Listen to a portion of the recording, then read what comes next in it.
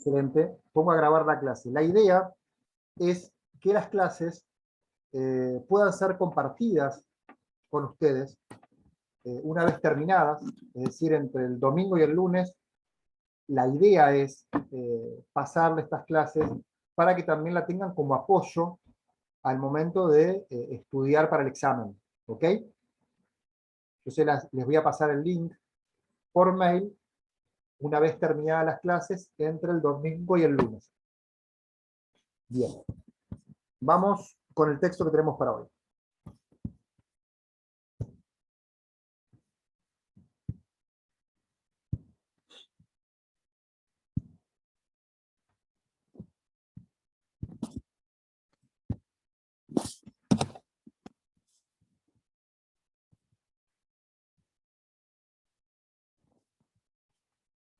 Un minutito.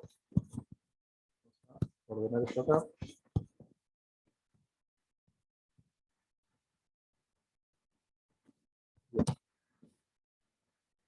No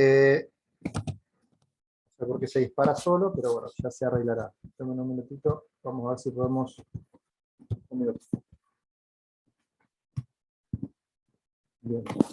El texto que tenemos para hoy es la metamorfosis de la cuestión social de Robert Castells. Bien. Vamos a hablar un poquito de Robert Castells. Robert Castells es un sociólogo francés, bien, ya fallecido, pero que, esperen un minuto que está funcionando mal. Un minutito, por favor. Un minutito.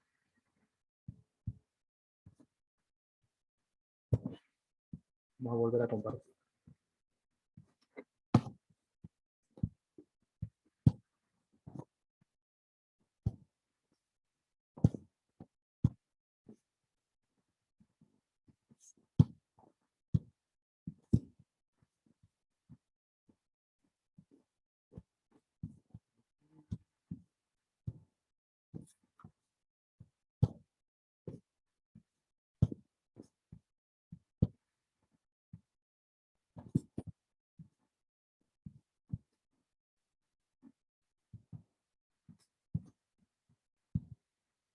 Un minutito, vamos a volver a compartir esto, a ver si ahora funciona mejor.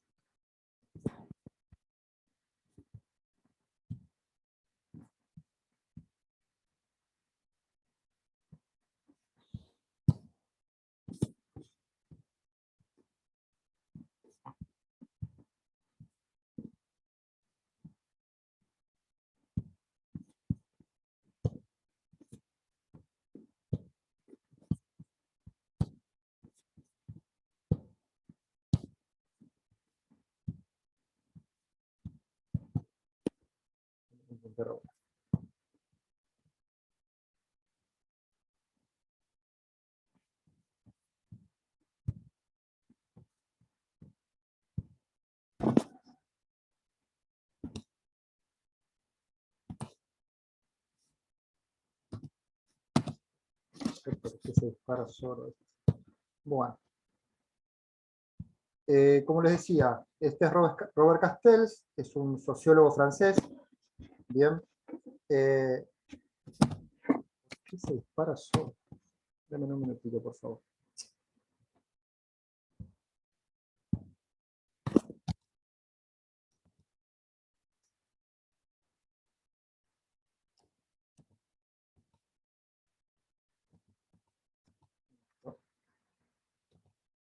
Ok, bueno. Como les decía, Robert Castells es un sociólogo francés, actualmente obviamente fallecido, pero es un autor contemporáneo. Él se ha dedicado específicamente a analizar, o en los últimos años de su vida, a analizar lo que es sociología del trabajo.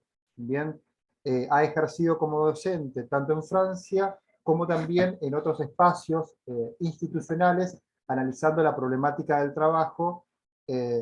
Y el texto que tenemos para hoy en particular analiza las transformaciones del mundo del trabajo, historizando dichas transformaciones, particularmente en Francia. Pero a nosotros nos va a servir esta historización, si bien es en otro país, para poder apropiarnos de categorías que nos permitan pensar las transformaciones del mundo del trabajo y cómo pensar sociológicamente al mundo del trabajo. ¿Ok?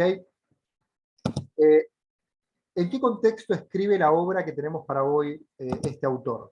O sea, él escribe la obra en la década del 90, en plena hegemonía de un orden neoliberal, tanto económico como social, bien, donde las consecuencias, como ustedes sabrán, de dicho modelo económico y social fue el aumento del desempleo, la destrucción de los empleos estables, principalmente de los empleos industriales, como también el aumento de la informalidad laboral y de la precarización laboral. O sea, todos estas problemáticas que forman parte de problemas dentro del mundo del trabajo se expresaron y se incrementaron drásticamente en la década del 90 o antes, dependiendo del país que analicemos. En el caso de Argentina, si bien este modelo podemos encontrar sus primeros pasos, como ya vamos a ver, a partir de la última dictadura cívico-militar, logra materializarse claramente en la década del 90 con el gobierno de Carlos Saúl Menem. ¿Okay? Ahora bien, en este marco, Castel escribe esta obra que es la metamorfosis de la cuestión social. Y la tesis dominante, no de Castel, sino la tesis dominante en el mundo de las ciencias sociales, principalmente estadounidenses, era la tesis del fin del trabajo. ¿En qué se sostenía esta tesis del fin del trabajo?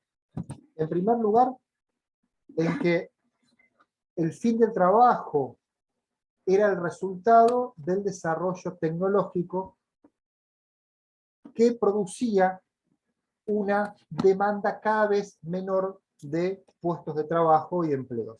¿Ok? Es decir, producto del desarrollo tecnológico en el mundo del trabajo, se demandaba cada vez menos trabajo y se lo reemplazaba por tecnología.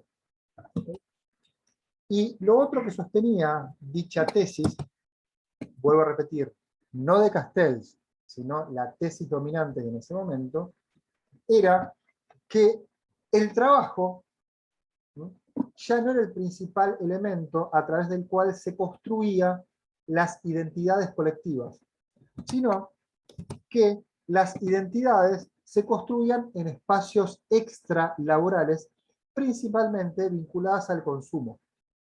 Bien, y el trabajo dejaba de ser el espacio central en el cual se construía la identidad de los sujetos, de los trabajadores y de las trabajadoras. Dicha tesis promueve, dicha tesis del fin del trabajo, lo que promueve es que hay que buscar alternativas, nuevas alternativas de trabajo y de ingresos, separadas de lo que es el trabajo clásico, ¿no?, formal, y al mismo tiempo promovía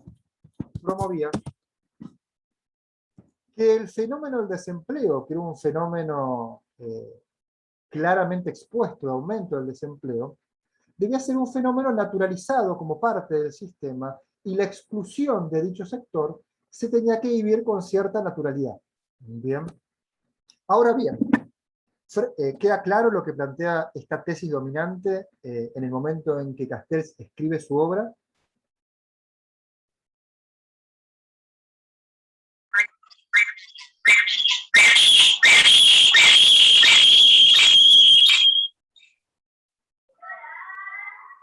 No sé cómo interpretar ese ruido, entiendo que debe ser que sí. Ok, sigamos entonces.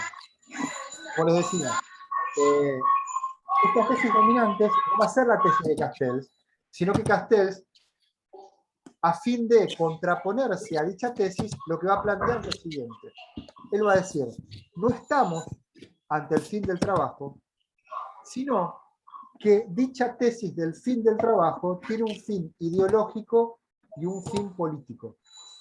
¿Cuál es este fin que persigue dicha tesis dominante en la década del 90? Dice el autor, favorecer la aceptación de condiciones mínimas para trabajar.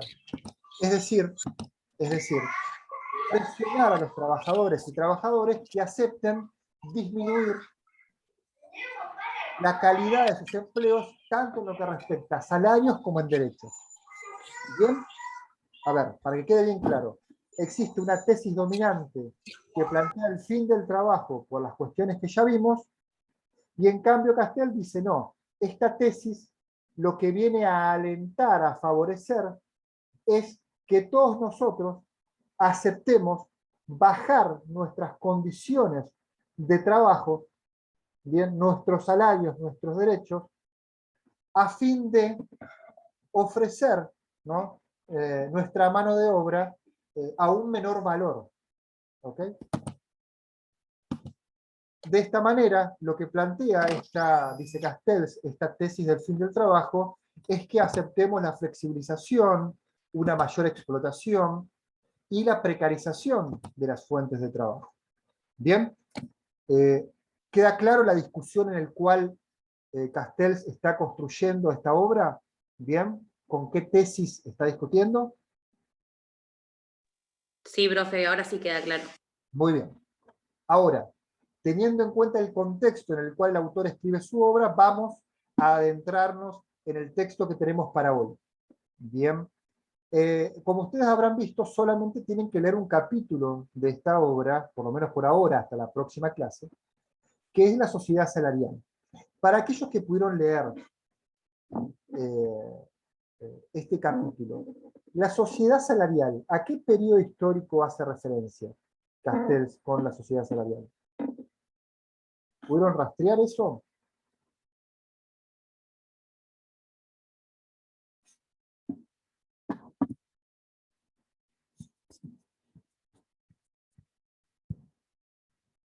¿No? Ok, bueno, como ya van a ver, la sociedad salarial hace referencia a la sociedad que podríamos ubicar, obviamente dependiendo del país, pero a grandes rasgos podríamos ubicar desde mediados del siglo XX a fines de la década del 70 o a mediados de la década del 70. Es esa sociedad que va a ser catalogado como la edad de oro. Pero para llegar yo a analizar esa sociedad, que está caracterizada en este capítulo que ustedes tienen que leer, me parece importante hacer un recorrido muy rápido con todas las instancias anteriores que fueron necesarias para llegar a ese punto, y luego cómo esa sociedad salarial, que va a ser la sociedad más inclusiva, de pleno empleo, de un crecimiento económico estable por esa cantidad de años, si bien muy corta, luego entra en crisis hacia mediados de la década del 70, fines de la década del 80 del siglo XX. ¿Bien? Pero bien, vamos a hacer un recorrido anterior para llegar a esa instancia. Antes de eso vamos a pensar el eje de análisis del autor.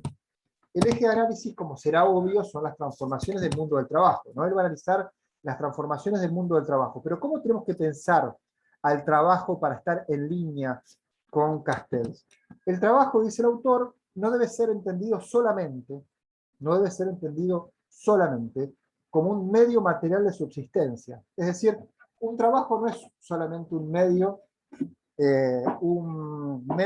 por el cual yo recibo una X cantidad de dinero a fin de mes. Es más que eso. O sea, un trabajo es un medio de integración social, un trabajo es un espacio forjador de identidad social, es un espacio en el cual los sujetos se relacionan, socializan. Por ende, hay que pensar al trabajo como el principal organizador social.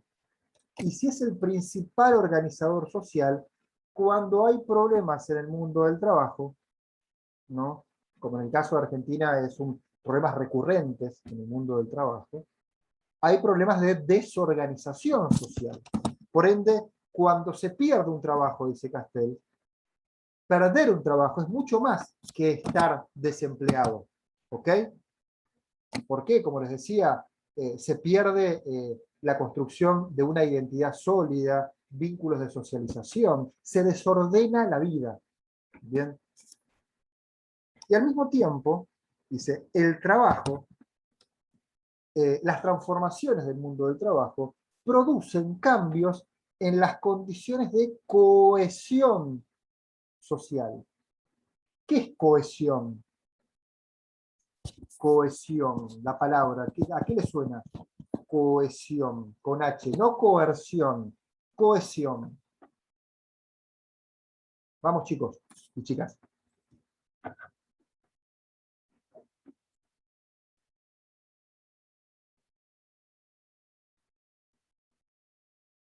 Vamos, cohesión. ¿Sinónimo de qué? Profe, ¿puede ser que sea que algo que esté integrado a una cosa? Excelente, Gabriel. Sí, algo tiene que ver con la unión, con la integración. Lo que está diciendo muy sencillamente Castel, para estar utilizando la misma terminología, cuando hay problemas con el trabajo, con el mundo del trabajo, una sociedad, hay problemas de integración, de unión, de cohesión. Bien.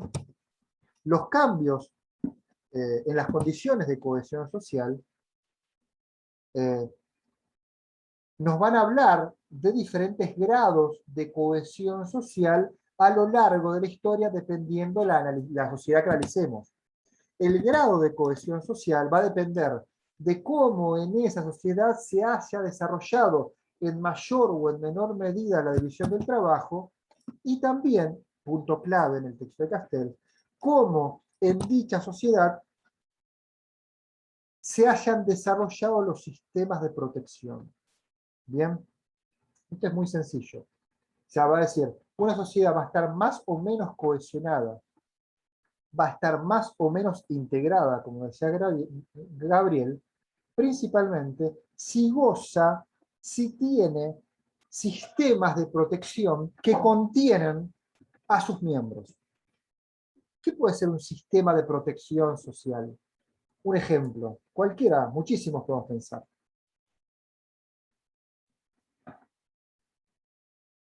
Un sistema de protección que atraviesa a trabajadores formales. ¿Qué puede ser? Una obra social, No sé, profe. un sindicato, se me ocurre. Sí, Florencia. Diego, ya lo escuché, Florencia. Un sindicato.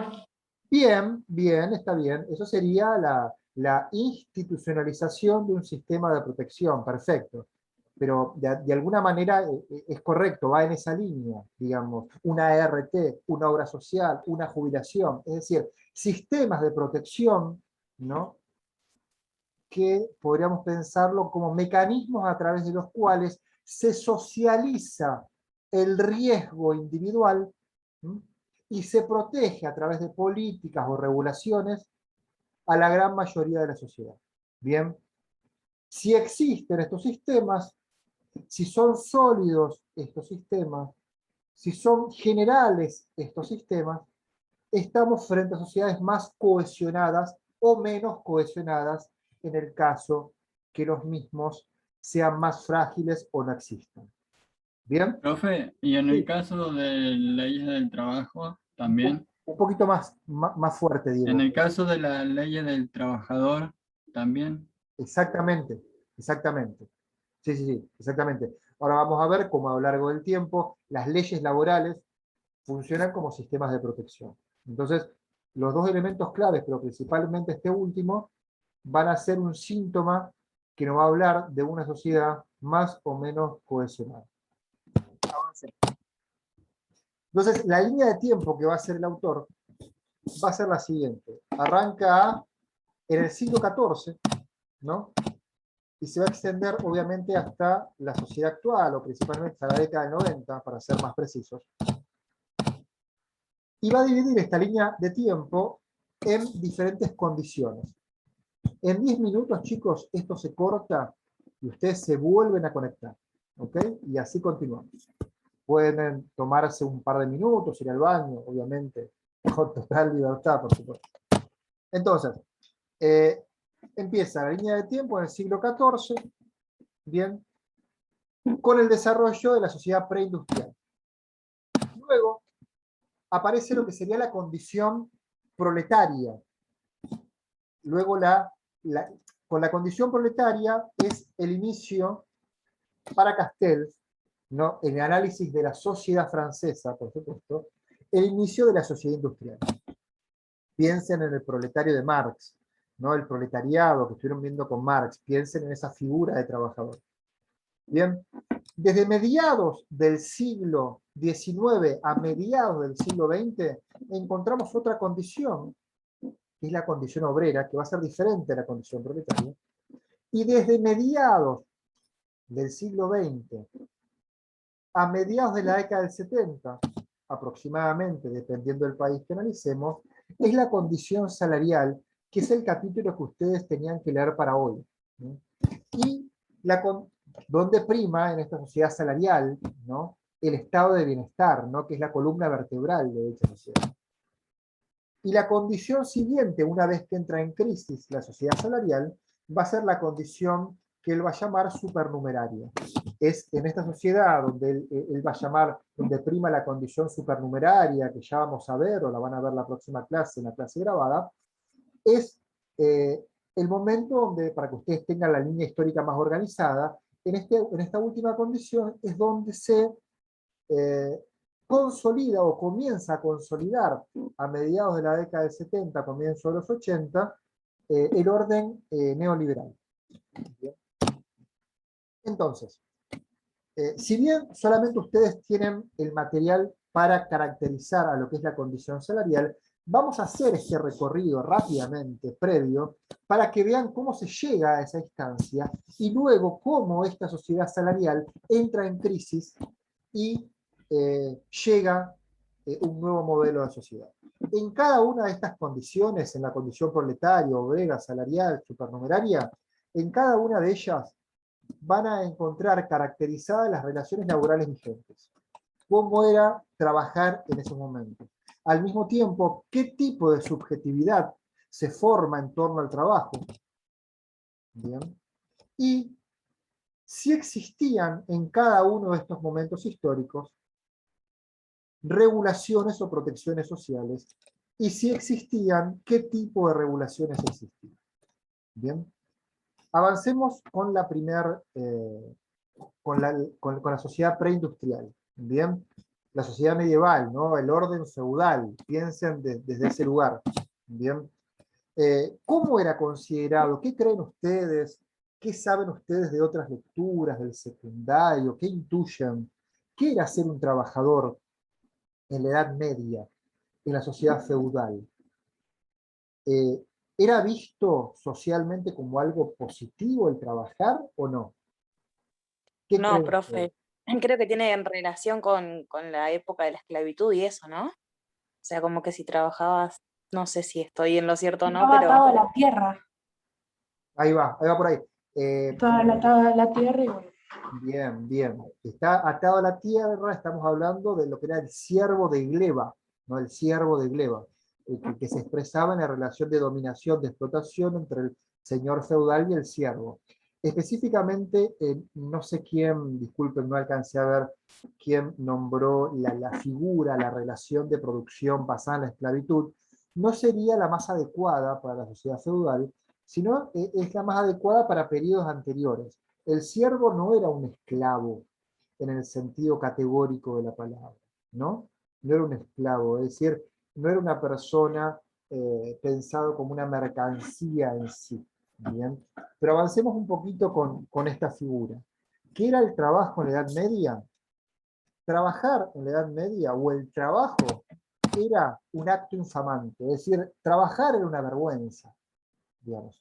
Ahora, si era un acto infamante, es decir, era considerado socialmente algo indigno. Pero ¿cuál es el problema, como siempre? Alguien lo tiene que hacer. Bien, si bien era algo considerado indigno, era una necesidad absoluta. ¿Y quién trabajaban? Los siervos y los artesanos en las ciudades. ¿Y quién estaban excluidos del trabajo? La nobleza y el alto clero. Ahora bien, el individuo trabajador, este siervo, perdón, este artesano, a grandes rasgos, podríamos decir, no tenía ningún derecho, ninguna protección vinculada personalmente con él. ¿Qué quiere decir esto? Por ser un sujeto, un individuo un trabajador, una trabajadora, no tenía ningún derecho adosado a su persona. Si existía algún tipo de protección, eran principalmente en el caso de los artesanos en las ciudades feudales, porque formaban parte de las corporaciones de artesanos. En estas corporaciones existían ciertos reglamentos que amortiguaban la existencia de estos trabajadores con respecto a sus salarios, a cuánto podían vender los bienes que producían, si se llegaban a enfermar, algún tipo de protección tenían estos artesanos que formaban parte de estas corporaciones de artesanos que van a ser la primera expresión en la historia de lo que actualmente se conoce como gremios o sindicatos. Bien, pero en general el trabajador medieval era un trabajador totalmente expuesto, sin ningún tipo de protecciones atadas a su persona. Bien, sin embargo, el autor señala algo importante. Dice, es en esta sociedad preindustrial donde se empieza a ver que el trabajo era una necesidad absoluta. Por ende, dice, la utilidad social y económica del trabajo es reconocida mucho antes que la dignidad del trabajador. Dice, se reconoce, ya se comienza a reconocer en esta sociedad que el trabajo tenía una utilidad social y económica, lo que no implicaba que sea reconocido los derechos de dichos trabajadores y trabajadoras. ¿Okay? Entonces, esto es lo que podríamos decir a grandes rasgos de lo que es el trabajo, obviamente muy rápidamente en la sociedad medieval. Y así nos adentramos a lo que podemos llamar, lo que llama Castello en realidad como condición proletaria. ¿Bien? En esta condición proletaria se produce un quiebre con respecto a la sociedad anterior, y el hecho clave que lo produce es, obviamente en el marco de la sociedad francesa, es la Revolución Francesa. ¿Qué trae consigo la Revolución Francesa? Trae la contractualización de la relación laboral. A ver, cuando hablamos de contractualización de la relación laboral, tenemos que entender esto. Se deroga, es decir, se termina con el trabajo forzado y el trabajo regulado. ¿Qué quiere decir esto? El trabajo forzado era, en la sociedad medieval, todos estaban obligados a trabajar. ¿Bien? Entonces, con la contractualización laboral se termina con el hecho coercitivo de forzar al otro a trabajar. Uno era libre de vender su fuerza, libre entre comillas, de vender su fuerza de trabajo, pero al mismo tiempo, la contractualización laboral que trae la Revolución Francesa también termina con el trabajo regulado. El trabajo regulado eran las regulaciones que ofrecían las corporaciones principalmente a los artesanos que estaban o que formaban parte de las mismas. Es decir, las mínimas regulaciones, pero importantes, que ofrecían dichas corporaciones, también son barridas por la figura del contrato, ¿bien? Y se proclama, obviamente, la figura del libre acceso al trabajo. Cada uno podía vender su fuerza de trabajo al mejor, entre comillas, oferente. Entonces, detrás de esta, ya se va a cortar, chicos, por favor, y chicas, se vuelven a conectar. Detrás de esta figura del contrato laboral, ¿qué tenemos? En primer lugar, lo obvio. El contrato que representa, supuestamente, una transacción entre dos personas libres e iguales. Pongan énfasis en estas dos últimas palabras.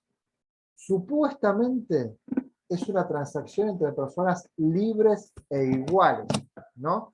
Donde una vende su fuerza de trabajo, como vieron con Marx, y la otra persona, el empleador, le compra